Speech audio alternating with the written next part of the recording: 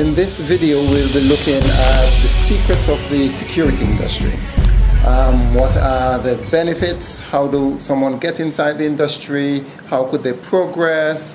What tips you can give them? So first, if you could just start by introducing yourself, tell us a little about your background in the industry, why you got into it, how you got into it, where you're at right now. Good morning, my name is Dimitri. I'm the managing director at a company called SPG Security, which stands for Security Protection Group.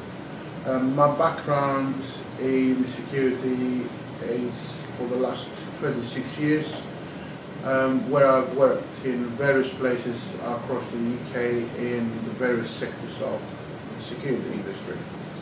I started a long time ago in the retail sector, which at the time as security was getting to recognizable, within the UK and probably Europe, because security was, security guards with uniforms in shops wasn't something that you saw every single day. So it was a new thing at the time. Everyone wanted to work, everyone wanted to wear a uniform and earn money. That's how it started. I've then from there progressed to other sectors, which allowed me to work with private organisations alongside the police, in the court system, and eventually I got to a stage where progression wasn't enough, and I wanted to start my own company, which is now called SPG. What we do, we're covering a percentage of the market that is very niche, and that means that because of our professionalism, because of how we carry ourselves, and we've managed to get into an industry where not a lot of people can. We do a lot of red carpet events. We work with a lot of celebrities, a lot of fashion shows. We provide corporate security officers to a lot of government buildings, like the Department for Transport, City Hall, the Passport Office, and various places like that. Again, due to our professionalism, due to the way we carry ourselves, that's where we're able to deploy personnel to those sites. Okay. Is it easy to get into the industry?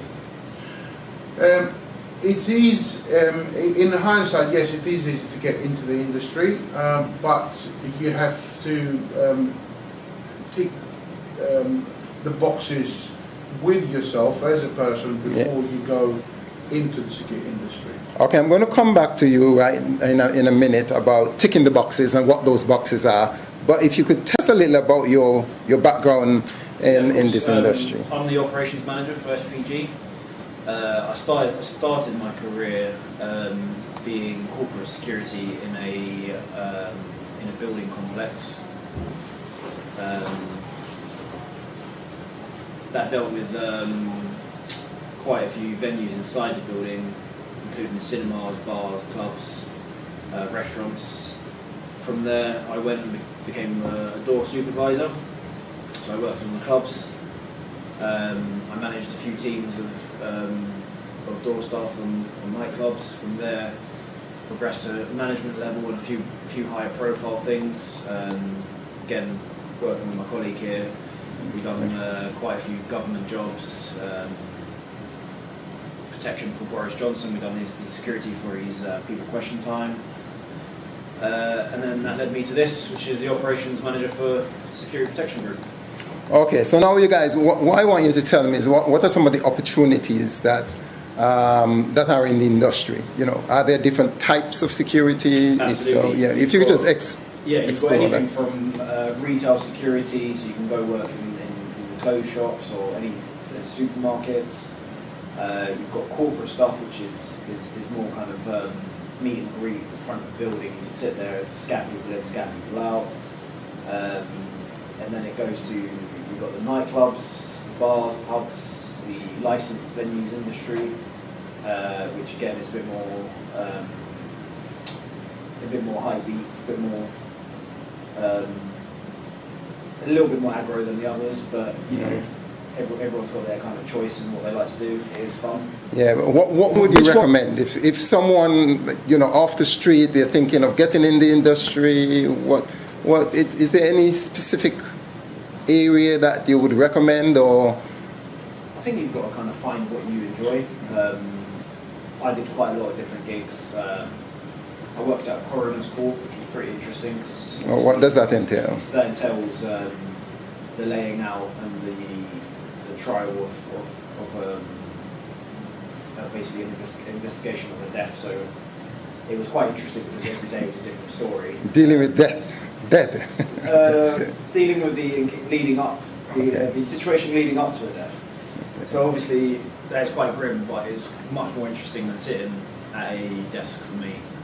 You get to learn a lot of things. You get to listen to different situations. Every day was a completely different story. All right. Do you have any recommendations with regards to what type of security one should perhaps start with or progress to? Or my advice to everyone who wants to get into the security industry is to first look at the industry, look at where they want to head, just because there's different sectors. But all those sectors do need what you call a door supervisor's license. Mm-hmm. There's three types of license. It's the security guard's license, it's the door supervisor's license, and it's the close protection license. Okay, before you go on, it seemed to me that you're saying that you need some kind of qualification to get into the industry. Yes. And these licenses are the licenses that open the door. Yes. Okay. How long does it take, and where does one research? Because you said to look into the industry. How do they look into it? And okay, all licenses are issued by the SIA, which is the Security Industry Authority. So anyone can log on onto their website to find all the details to how to become or how to obtain a license, or how to become a door supervisor, etc. Then you're left to attend a training course. On this occasion, for a door supervisor training course, you're looking at a 4-day training course with exams and a final exam at the end for you to be able to obtain your certificates. Once you obtain your certificates, then you apply to the SIA. You fill an application form, you pay the fee for the license, which at the moment it stands at £220. The length, the time for you from the day you receive your certificates, the time you apply and to receive your license could be anything between 4 to 6 weeks. But once you receive your license, you can obviously start working straight away. And are there lots of jobs? The security industry is it's huge. It's very, very big. And as far as I'm concerned, after 26 years in the job, there is enough work for everyone. Okay. So there's always work for everyone. All right. How do people find these jobs? I know it's very obvious to you because you're in the industry, but for a person who's looking for a job, once they go through the training, would they be signposted, or would they have to go and look for themselves? There's quite a few different avenues they can go down. They can either some people go to get their license because they've already been promised a job, or they have an avenue they want to go down. But if you don't and you need to look for work, there's a lot of agencies out there to start with that will take anyone on, and as long as you can prove yourself, they'll keep you on the books. Or there's quite a few organisations that can help you get back into work. So without naming any names, there's quite a few organisations that you can kind of sign up to, and they can coach you to interviews. But if you approach 9 out of 10 security companies these days, they're so busy that you will definitely find some sort of work. It may not be the exact sector you want, but it'll be some sort of security work that they will be there for you. All right, you mentioned about tick boxes. Can any and everybody, regardless of background or history, get into the industry? What qualifies you? So anyone over 18 can do the qualification. The only hurdles you have is criminal record. That's the only thing that can really stop you from progressing and being able to get your license at the end of it. On the SIA website, there is a criminal history checker. It's like a calculator. You can put in different crimes or different convictions you've got, and then they tell you either how long you've got to wait before you can apply or what the situation is. It's quite good, to be honest. So can you give us some examples about of things that would automatically disqualify you? Any criminal records. Any criminal record? Any criminal records. Okay. Any criminal record, you would have to then straight away go onto the website and check whether that offence qualifies you to be able to gain a licence. There is different waiting times for different types of crimes. So it can be anything from 3 to 5 years, and sometimes even after 5 years, if it's that serious of a crime, they may want references and they may ask a lot more questions than a less serious crime. All right, let's move on to the benefits of being a security officer. Obviously, you get paid. What are some of the scale in terms of? It's quite a team orientated industry. You become very, very good friends with your team. You end up kind of spending a lot of time together. So the benefit of that is, it is quite fun. It can be quite fun. It can be quite fun. It can be quite testing, but you kind of are always together, same shifts. The other benefits is you get to see a lot of, if you're interested in music shows and things like that, you're there working, you get to watch it, boxing events, anything like that, you get to kind of go and join in, I suppose. How about the salary scale? So the starting salary for security would be minimum wage, and that's for the lower end. If you went into an agency, basically it was day one. But if you have the right personality, the right skills, right communication skills, not necessarily a history of security background. For example, we pay our guys £10 minimum, as long as they can present themselves correctly and they can turn up looking good to work. We pay our guys nothing under £10 an hour, so that would be kind of like the starting scale, really. And it can go up to anything up to a good operations manager could get £60,000 to £80,000 a year salary. I'm not going to ask you what you get, but not enough. A security manager for a centre, probably around 30 to 35,000. A hard-working security officer could clear 20 to 24,000 a year easy. Some of our guys do that in 10 months, not 12 months. So yeah, they're hard-working. If you want to put the effort in and the hours in, you kind of reward is there. Well, I know you've told us about the benefits. What about the hazards? One always imagine that if you're a security officer, you're coming up against some threats. Yeah, you have to be vigilant. Yeah. It's at the times where you least anticipate something to happen that it will probably happen. Yeah. Again, depending on what type of sectors you're working in. If you're frontline door supervisor on a nightclub, you could just imagine the type of hazards, as you put it, you would get. You have intoxicated, potentially drugged up people wanting to fight everyone. It's your duty to kind of prevent them from entering a venue or remove them from the venue, and then protecting others from that danger. So the hazards kind of come hand in hand. They do, but that shouldn't put people off coming into the industry, or because as we said, it's not just the bars and nightclubs. There's other sectors where they will never come across. Nothing like that. A door supervisor who works at a hotel or a concierge style security job, he'll never come across to the same problems as a door supervisor at a bar and nightclub. But that doesn't mean that the person who's working at the nightclub is having a really bad time. He's not.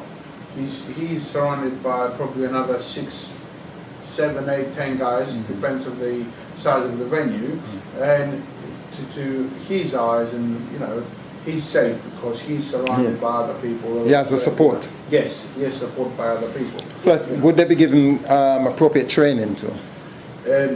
Well, part of your training, when you do the training course, is everything. Everything is all the tools that you need to be a door supervisor. You've got 2 units in the training that would help in those situations. You've got conflict management that gives you the tools necessary to diffuse a situation, to preempt a situation that's occurring, to understand, to feel empathy in someone else's anger almost, to try to prevent that from happening. And then you've got the last unit of the course is physical intervention, which gives you a basic understanding of how to actually physically hold someone, to physically stop them from attacking you, stop them from attacking someone else. It teaches you or injuring themselves. It teaches you as a team how to remove someone from a venue, the appropriate way of doing it. So you do get the basic tools and understanding of how to kind of go and do your job. But then, definitely, once you're on the job is when you learn the most, because that's when you actually put it to use, and that's when you actually learn this is how it's going to be done, this is how to do it.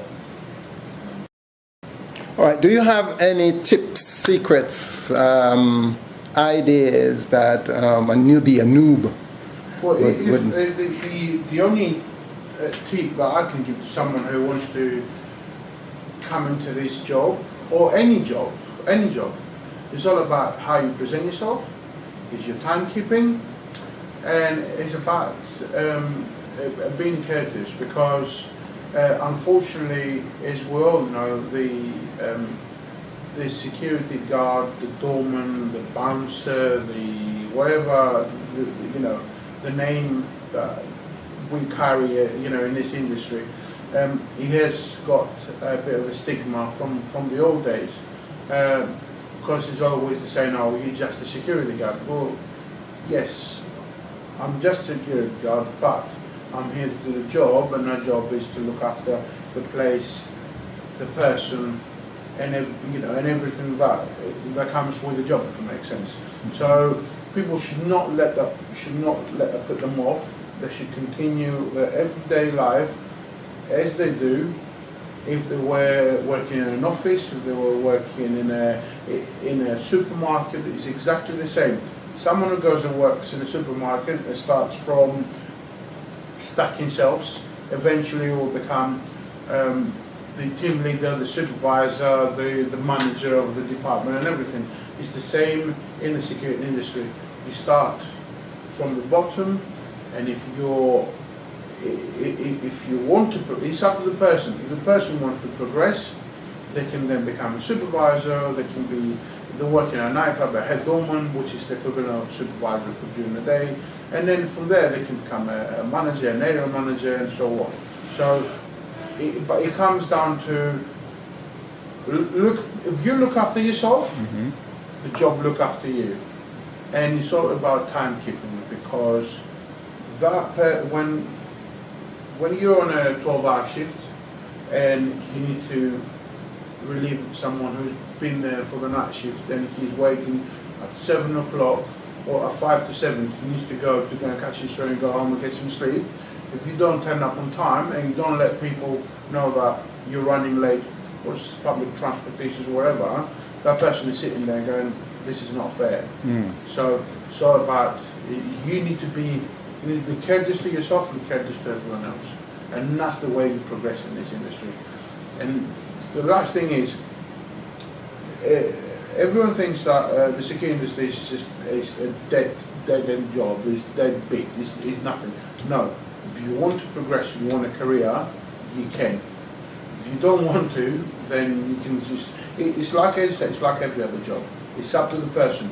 You want to progress, be serious about it and treat it as a proper job that you would do if you were going to work, as I said, in an office environment.